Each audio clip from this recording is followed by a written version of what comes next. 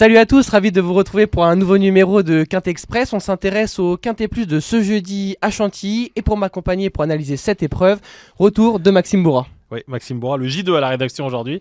Bonjour Hugo. Tu es de plus en plus à la rédaction, hein, ça te fait plaisir? Oui, je crois que j'ai dû faire une bêtise sur le direct. Pour te faire face aujourd'hui, Léo Gann.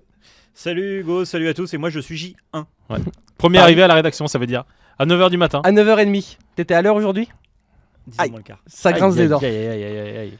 Mais il reste jusqu'à la dernière course française, ça fait une belle amplitude horaire. Oui, heureusement que nos journalistes sont là justement pour être au cœur de l'action. On s'intéresse du coup au Quintet, messieurs. Du coup, le prix de la journée des plantes, ils sont 16 compétiteurs à s'affronter sur les 1400 mètres de la PSF. Si vous le voulez bien, vous en avez l'habitude, vous allez me donner vos bases, vos outsiders et vos rayures ainsi que vos tickets. C'est parti, place au duel. Du coup, dans cette épreuve, Max, à qui faisons-nous confiance ? Je fais confiance pour gagner à Pumalines Park, le numéro 4 pour l'entraînement de Gérald de Mossé, un cheval qui vient de gagner à Chantilly sur 1600 mètres. La distance un peu plus courte ne sera visiblement pas un problème. C'est un cheval qui a aussi un bon numéro dans les stalles de départ et sur ce tracé, ça compte. Je pense qu'il a encore de la marge. C'est un cheval qui, l'an dernier, a un petit peu traversé le désert. C'est un peu fort, mais disons qu'il était capable, selon les dires de son entraîneur, de répéter. Il ne l'a pas vraiment répété.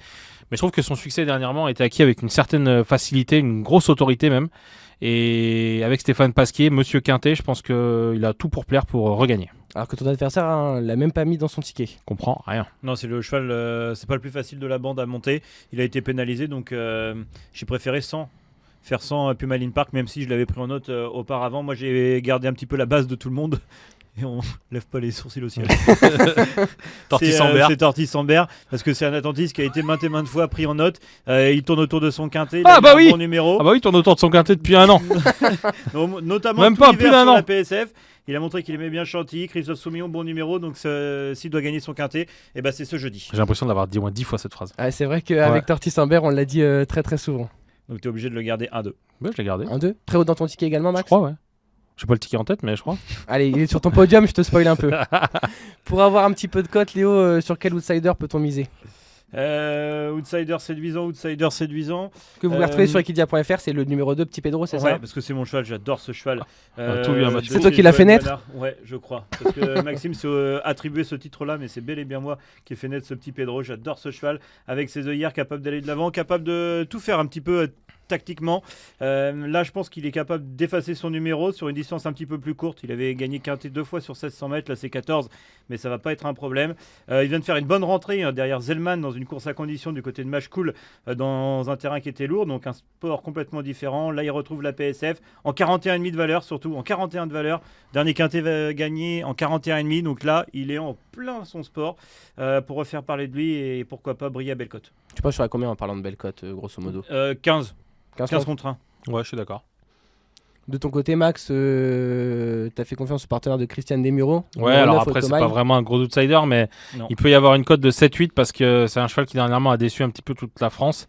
Mais il n'a pas été à son aise dans la piste très lourde de Cagnes-sur-Mer, surtout en fin de meeting comme ça. En plus d'être lourde, elle était hachée, c'était pas vraiment bien. Avant ça, il avait bien fait. Il était bon troisième dans une course intéressante où pas mal de chevaux ont refait du terrain. Une ligne sympa parce que sur cette ligne-là, par exemple, il y avait Félix Ozorme qui a répété au niveau quintet en début de semaine, je crois, à Saint-Cloud. Donc c'est un cheval qui tourne autour du pot. Christian Desmureaux s'entend bien avec lui. Il l'a fait gagner à Chantilly sur le gazon. Voilà, après, il faudra réussir sur la PSF. Quand on regarde ses performances sur la PSF, pour l'instant, c'est pas reluisant, mais il n'a couru qu'une seule fois, donc on va pas lui en faire grand cas. Et je pense qu'il peut le prendre une place dans le quintet. D'accord, avec Max, Léo? Moi, je pense qu'il peut même gagner. Parce que ça avait été l'énorme note le 19 janvier quand il est troisième. Alors, certes, c'était face aux seuls 4 ans. Là, il y a les aînés. Mais Max a déjà parlé de Félix Ozorme. Il y avait Colonel Mitch aussi qui s'imposait. Bref, ils ont tous répété. La dernière fois, c'était trop lourd, comme il l'a dit. Voilà, à mon avis, il va bien voyager au milieu du peloton. Il est capable d'accélérer très fort et de gagner. Bon, c'est l'heure un petit peu aussi de s'amuser avec le jeu des rayures si vous le voulez bien. Et Max, toi tu fais carrément le contre-pied d'Equidia.fr puisqu'il est placé en tête Bin Zarak, le numéro 7, et toi tu fais 100 ce jeudi. Ouais, je vais contre Freddy Burch, j'espère qu'il m'en voudra pas, mais Bin Zarak, le numéro 7, qui dernièrement a gagné. Alors certes, a gagné avec un certain confort, ça c'est une évidence, le cheval a été pénalisé, mais c'est un cheval qu'on connaît plutôt bien. Dernièrement, il a bien gagné, ça c'est sûr et certain, je vous l'accorde. Il a aussi bien voyagé, il a fait un effort final assez convaincant, mais je pense que c'est le bon moment de faire sans lui. Je pense pas qu'il ait une marge folle. Dans ce type de rendez-vous, il y a des chevaux comme Tortisambert, comme Otomai, comme Pumaline Park, comme Petit Pedro qui, à mon sens, en classe pure, sont supérieurs à lui. Lui, après pénalisation, je pense que c'est le bon moment de l'enlever. D'autant plus que certains chevaux abordent cette course avec de la fraîcheur. C'est notamment le cas de Pumaline Park, c'est le cas de Petit Pedro qui vient de faire sa rentrée, c'est le cas de 8 dont on n'a pas parlé, le 8. Binzarak, il est sur la brèche depuis un bon moment, donc je pense que c'est rigolo de l'enlever. Donc selon toi, Binzarak ne doublera pas la mise du coup ce jeudi? Non. Léo, de ton avis là-dessus? Eh ben, Binzarak, ouais, je pense que c'est une chance parce que il est quand même plutôt régulier. La PSF, c'est son sport. De là à en faire un interdit, c'est peut-être un petit peu osé. Mais ça, c'est le style de Maxime. C'est le panache. Ouais, C'est le panache. C'est panache. Moi, je l'ai pas gardé sur mon ticket, mais bon, voilà. Tu ne tranches pas non plus du côté de Freddy Burch. Bah, ni l'un ni l'autre. Il est neutre, c'est la Ouais, Suisse, ouais. Léo, ce jeudi. Plus suisse que neutre. Moi, j'ai rayé le 16 Boga. Parce que la dernière fois à Fontainebleau. Heureusement que tu es là pour le rayer. Sur la ligne droite, j'ai absolument rien vu. Là, en fin d'année dernière, à Marseille, dans des courses à réclamer, dans des plus petits handicaps, a fait l'arrivée ou pas. Donc à mon avis, ça va être un peu compliqué jeudi. D'autant que son entraîneur Karina Fay nous a dit qu'il va encore donner son maximum, ce qu'elle espère logiquement. Place au ticket. Du coup, Léo, comment t'as agencé ton jeu? Je suis parti de Otomai, le numéro 9, capable de vraiment finir très fort. Il y a Tortisambert en deuxième position, je le vois bien être de nouveau la note et terminer à la deuxième place. J'ai gardé également très haut Petit Pedro, j'en ai parlé. Le 8, White, 8, le numéro 8. on n'en a pas parlé, mais Parle-en alors. c'est un peu l'ex de la course. C'est sa 4e course, donc c'est son premier handicap. Mais la dernière fois, sur le parcours qui nous intéresse, il a gagné très facilement. Il y a 2 longueurs, mais il aurait pu gagner de 4. Il a l'air d'être pris correctement. 39,5, c'est, à mon avis, c'est pas insurmontable. Et un petit peu plus loin, No Limit Dream. Lui aussi, on l'a souvent pris en note, même si la dernière fois il est que 7ème. Mais j'ai gardé No Limit Dream le 11 parce que je le garde à chaque fois. Et McLean House, c'est une vieille note.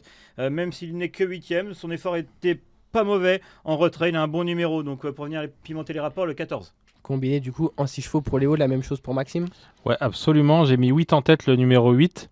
Parce que c'est la grande maison. Francis-Henri Graffard, tous les chevaux sont en forme. Et ce cheval-là a fait une rentrée très convaincante. Il a gagné avec un certain style. Il aura contre lui seulement son manque de métier, mais pas sûr que ce soit un problème. J'ai mis Pumaline Park en deuxième position, le numéro 4. J'ai mis Tortisambert, le numéro 3, pour sa régularité en troisième position. La 4e place, elle est pour Talentuoso dans mon ticket, le numéro 6. On n'en a pas parlé justement dessus. Là, ouais, un cheval qui fait aussi toutes ses courses, mais un petit peu à l'image de Binzarak. Je l'ai gardé Talentuoso parce que c'est les belles impressions. C'est un cheval qui finit sur les autres à chaque fois. Il est très plaisant, mais un petit peu à l'image de Binzarak, il a quand même pas mal couru. Donc c'est des profils. J'aime bien prendre des chevaux qui sont un peu plus de fraîcheur à ce moment-là de l'année. Talentuoso. Après Otomai, le numéro 9, que j'ai gardé dans mon ticket en 5e position sans avoir. Léo le voit gagner, il faut que ça se passe bien pour gagner, je pense. Et puis en 6e position, j'ai mis Canezza, le numéro 12, qui a un numéro exécrable dans les stalles de départ. C'est un entraînement dont je me méfie, et sa dernière course est plutôt bonne dans une course à condition de qualité. Donc je me dis pourquoi pas pour surprendre. Du coup, 2 combinés en 6 chevaux pour le J1 et le J2 du coup d'Equidia ce jeudi. N'hésitez pas du coup à vous rendre sur notre site et à consulter nos réseaux sociaux pour avoir les dernières informations, peaufiner votre papier et être à jour du coup avant le Quintet Plus, du coup le prix de la journée des plantes. 13h55 ce jeudi. Merci Maxime. Merci à toi. Merci Léo. Merci à toi. Je suis en train de gérer les courses de poney. Bonne fin de semaine. Je vois bien que tu es en train de gérer des courses de poney. Des courses de poney dimanche. Bonne fin de semaine à tous. À bientôt.